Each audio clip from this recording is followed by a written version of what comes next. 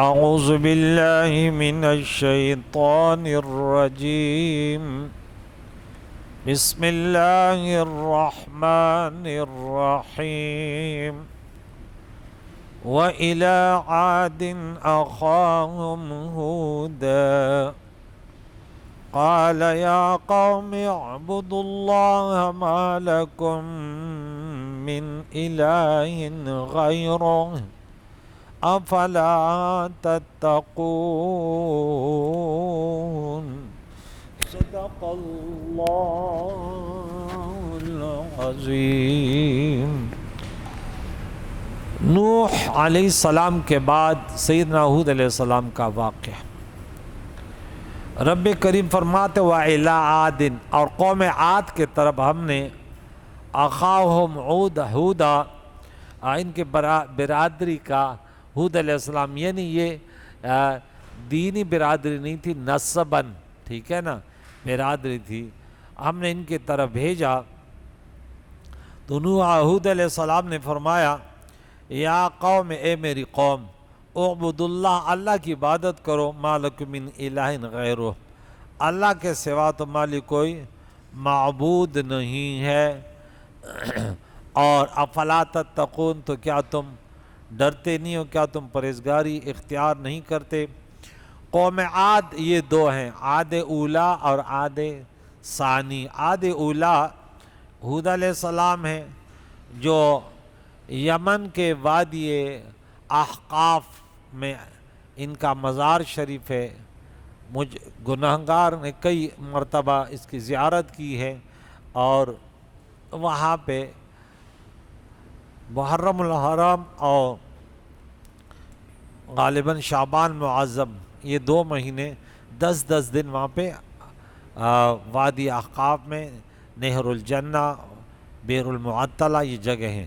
تو وہاں پہ رہتے تھے، بڑی بستی آباد کی ہے، اور وہاں پہ آتے ہیں علماء کرام، واعظ نصیحت کرتے ہیں، 1 ہفتے تک وہاں رہتے ہیں.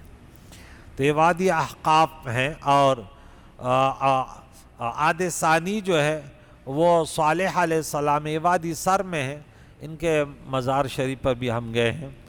اچھا، ان پیغمبر علیہ السلام، ان دونوں میں 100 برس کا فاصلہ ہے. نوح علیہ السلام کے بعد ہود علیہ السلام آئے، اس کے 100 برس کے بعد پھر صالح علیہ السلام آئے، پھر ابراہیم خلیل اللہ، پھر کوئی نسل میں بنی اسرائیل کے انبیاء چلے. پہلے عاد ابن ارم ابن سام ابن نوح علیہ السلام کے اولاد میں عدد ہود علیہ السلام کی نسب یوں ہے: ہود ابن عبداللہ ابن رباح ابن قلود ابن عاد ابن عوس ابن ارم ابن سام ابن نوح علیہ السلام. تو اس نے قوم کو کہا کہ اللہ کی بندگی کرو، اس کے علاوہ کوئی معبود نہیں ہے.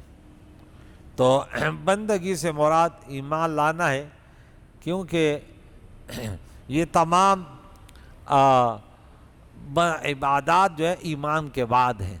تو پہلے ایمان لاؤ، اللہ کو واحد لا شریک مانو، اس کے بعد اس کی بندگی کرو. فلا تتقون، تو کیا تم میں ڈر نہیں ہے. قال الملأ الذین کفروا، وہاں پہ نوح علیہ السلام کے قوم نے بھی کیا تھا، قال الملأ من قومه، اس کے قوم کے سرداروں نے کہا. اور یہاں بھی چونکہ جن کے پاس پیسہ ہے، دنیا کا کچھ ساز سامان، ان کے اندر تکبر، وہ اللہ والوں کے سامنے بھی اکڑ جاتے ہیں. اس قوم کے سردار جو کافر تھے، ان کے قوم سے انہوں نے کہا انا لنراک فی صفات، انہوں نے کیا کہا، انا لنراک فی ضلال مبین، ہم تمہیں کھلی گمراہی میں دیکھتے ہیں. اور ہود علیہ السلام کی قوم کہتی ہیں کہ بے شک ہم تمہیں بے وقوف سمجھتے ہیں. وَإِنَّا لَنَظُنُّكَ مِنَ الْكَاذِبِينَ، اور بے شک ہم تم پر جھوٹوں کا گمان کرتے، آپ ہمیں جھوٹے لگتے. اللہ کی پناہ، جو کوئی نبی کی عقل یا علم کسی سے کم مانے وہ بے دین ہے. وہ حضرات علم و عقل کے انتہائی درجے میں ہوتے ہیں، کیونکہ ان کا انتخاب اللہ نے کیا ہوتا ہے، اور قوم کے ہدایت، قوم کو صحیح راستہ دکھانا حلال اور حرام سمجھانا، پہلے سے اللہ کی طرف سے یہ علم انہیں عطا ہوتا ہے، کیونکہ دنیاوی مدارس اور دنیاوی لوگوں سے وہ تعلیم حاصل نہیں کرتے۔ تو انہوں نے کہا ہم تمہیں جھوٹوں میں گمان کرتے ہیں۔ وہاں پہ نوح علیہ السلام نے کیا کہا تھا؟ لیس بی ضلالۃ، انہوں نے گمراہی کی نسبت، اس نے بولا میرے اوپر کوئی گمراہی نہیں ہے۔ اور یہاں انہوں نے کہا آپ بے وقوف ہیں، اللہ کی پناہ۔ تو ہود علیہ السلام نے فرمایا قال یا قوم، اے میری قوم، لیس فی بی صفات، میرے اوپر کوئی بے وقوفی نہیں ہے۔ میری قوم مجھے بے وقوفی سے کیا تعلق؟ ولکنی رسول من رب العالمین، میں تو رب العالمین کی طرف بھیجا ہوا پیغمبر ہوں۔ ابلغکم رسالاتی ربی، اور میں پہنچاتا ہوں اپنے رب کے پیغامات۔ وہاں بھی تھا ابلغکم رسالات ربی، اپنے رب کے پیغامات پہنچاتا ہوں۔ اور یہاں بھی فرماتا کہ ہود علیہ السلام نے فرمایا میں اپنے رب کے پیغام تمہیں پہنچاتا ہوں۔ وَأَنَا لَكُمْ نَاصِحٌ أَمِينٌ، اور میں تمہارے لیے خیر خواہ اور امانت دار ہوں، کوئی خیانت نہیں کرتا۔ تو اسے دو مسئلے معلوم ہیں، ایک یہ کہ جاہلوں کی بدتمیزی پر تحمل کرنا سنت انبیاء ہے۔ وَإِذَا خَاطَبَهُمُ الْجَاهِلُونَ قَالُوا سَلَامًا، سورہ نمبر 25 آیت نمبر 63 میں رب کریم نے فرمایا کہ جاہلوں سے لڑنا، وہ کرنا، یہ بیوقوفی، بس ملے السلام علیکم۔ تو انہیں بڑے صبر اور تحمل سے، یہ سنت انبیاء ہے۔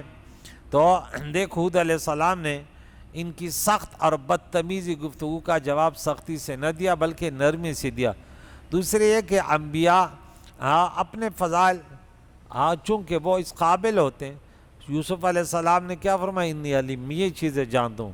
تو ہود علیہ السلام نے ان سے اپنا وہ جواب دیا کہ میں بھئی ایسے نہیں ہوں، اور اپنا وہ بتا دیا کہ میں تو اللہ کے طرف سے بطور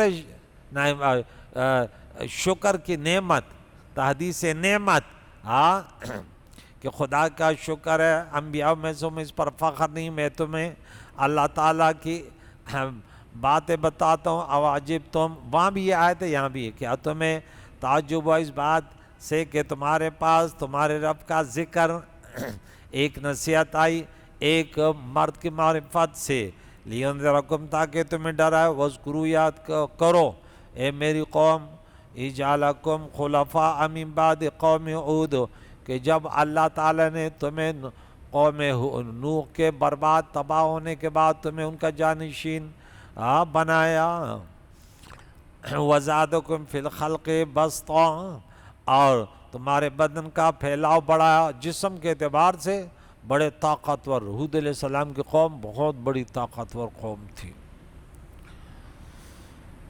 فَاذْكُرُوا، یاد کے، اللہ کی نعمتوں کو، لَعَلَّكُمْ تُفْلِحُونَ، تاکہ تم فلاح پاؤ۔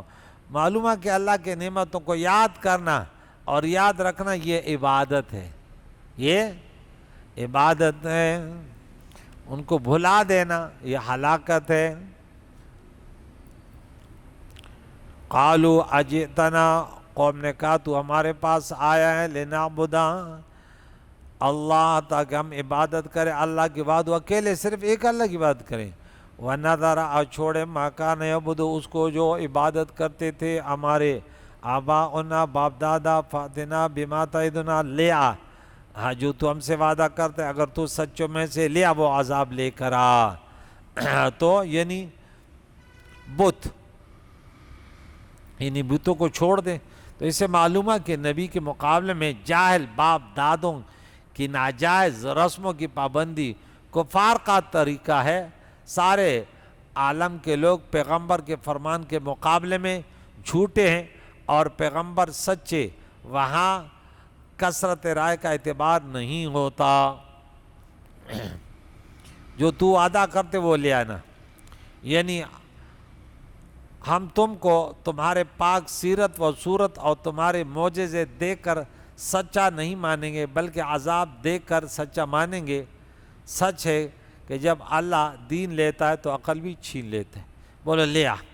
قَالَ قَدْ وَقَعَ عَلَيْكُم مِّن رَّبِّكُمْ رِجْسٌ وَغَضَبٌ، حود علیہ السلام نے فرمایا ضرور تم پر تمہارے رب کا عذاب ہاں اور غضب پڑے گا. یہاں وقع پڑ گیا، یہ تو ماضی ہے، اور بمانے یقو پڑے گا، تو چونکہ یقینی بات تھی، اللہ کے نبی کی بات تھی، تو اس لیے ماضی کے کلمات سے کہ زبیر یہ کام کرنے نے بولو استاد جی یہ کام میں نے کر لیا، یعنی بالکل وہ پختگی سے کہتے ہیں یوں سمجھو میں نے کر لیا، جس میں زیادہ تاکید ہوتی ہے.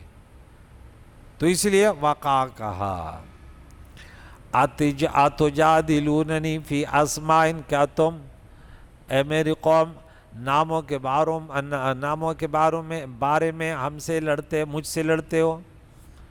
سمیتموها، نام رکھے تم نے یہ فلاں بت یہ فلاں بت، تم نے وآباؤکم، تمہارے باپ دادوں نے، ما نزل اللہ بھی من سلطان بھی ما نزل اللہ بہا من سلطان، اللہ نے ان کی کوئی سند نہ اتاری، اس پر کوئی دلیل نہیں ہے.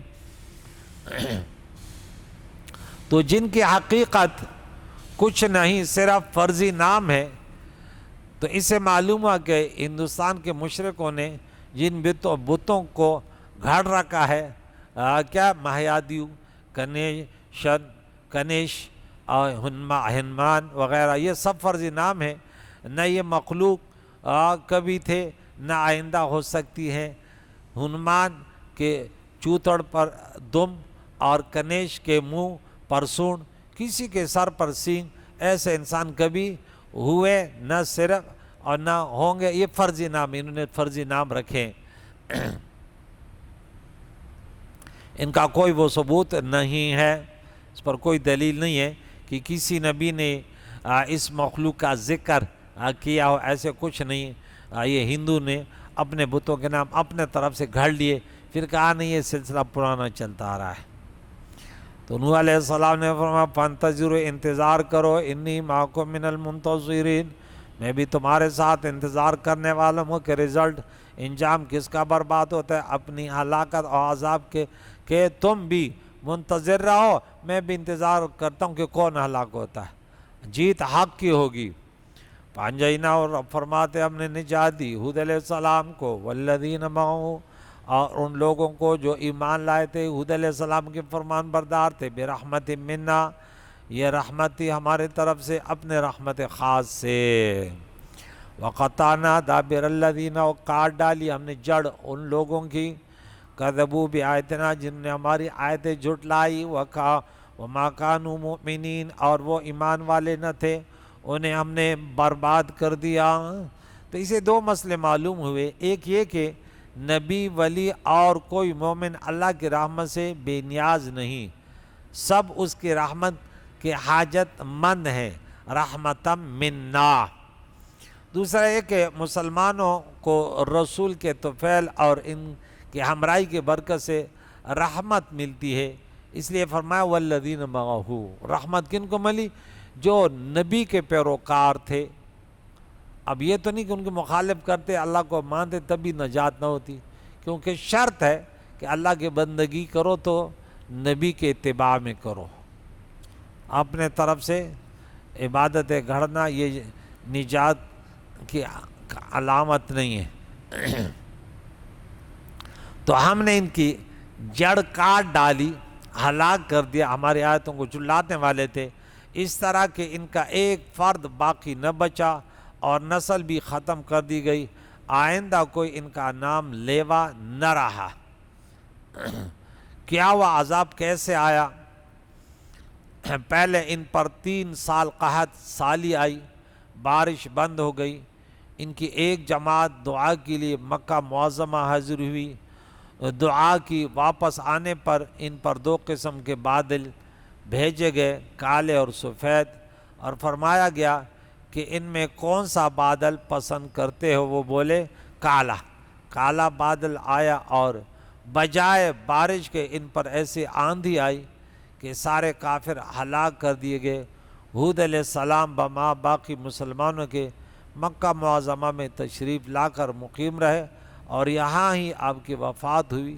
اور مطاف میں، اچھا یہاں مطاف میں تدفین لکھی ہوئی ہے، مفسرین کے مختلف وہ ہیں، حالانکہ ہم نے ان کے مزار پر گئے، انہیں بولا سب سے زیادہ عقائد و جان کے مقابلے میں تو کوئی نہیں ہے۔ بولا سب سے زیادہ قوی جو روایت ہے وہ ہود علیہ السلام کے مزار کی، جہاں وہ پتھر پھٹا تھا، وہ پتھر بھی ابھی تک پھٹا ہوا ہے۔ لیکن یہاں مختلف روایت ہے، انبیاء علیہ السلام کے مزار ہیں لیکن یہ قطعی طور پہ نہیں۔ تو بہرحال یہ واقعہ مختلف صورتوں میں آئے گا ہود علیہ السلام کے، اب سورہ ہود میں بھی آئے گا، ابھی تو سورہ اعراف ہے، پھر سورہ احقاف، وہ وادی احقاف کا ذکر ہے، اس پر کیسے ہوا چلی، کیسے طوفان چلے، کیسے برباد ہو گئے۔ بہرحال کوئی طاقتور ہو، کمزور ہو، اللہ تعالیٰ کے عذاب کے سامنے کوئی بھی نہیں ٹک سکتا۔ ان دنیا داروں نے اپنے آپ کو بہت بڑا کچھ سمجھا، انہوں نے بولا کہ ہمارے کاروبار ہو جائیں گے، ہمارے خراب ہو جائیں، ہماری دکانداریاں خراب ہو جائیں گی، یہ پتہ نہیں کیا چاہتے ہیں۔ دنیا دار ہمیشہ برباد ہوتا ہے، غریب لوگ پھر بھی کہتے ہیں ہم غریب ہیں، چلو ہاں اس کی بات مان لو، درس بھی سن لیتے ہیں، نماز بھی پڑھ لیتے ہیں۔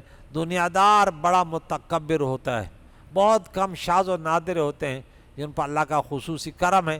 اس لیے کہتے ہیں کہ دنیا دار ایسے گناہوں سے بچنا اس کا مشکل ہے جیسے پانی پر چل کر اور اس کے پاؤں تر نہ ہو۔ بہت ساری عبادات ان کے اوپر فرض ہو جاتی، پڑوس کا پھر پرسان حال ہوگا، زکوٰۃ ہوگی، پھر حج ہوگا، پھر بہت سارے مسائل آ جاتے ہیں۔ کریم مولا سے دعا ہے جس حال میں اللہ رکھے ہمیں اللہ تعالیٰ شکر ادا کرنے کی توفیق عطا فرمائے، اور یہ کہیں کہ رضینا باللہ رب، پیارے اللہ تو بڑا رحیم اور کریم ہے، یا الہ العالمین ہمیں اللہ ان پیارے جو انبیاء علیہ السلام کے واقعات پڑھ کر ان سے سبق لینے کی توفیق عطا فرما۔ یا اللہ تکبر، حسد، غیبت وغیرہ ہاتھ سے بچا، ہم سب کے مرومینوں کی مغفرت فرما، زندوں کو دین اسلام پر جینا، اسی پر موت ہو، بس یہیں تڑپ ہے یا غیاث المستغیثین اغثنا یا رب۔ وصلی اللہ تعالی علی خیر خلقہ محمد وعلی آلہ وصحبہ اجمعین برحمتک۔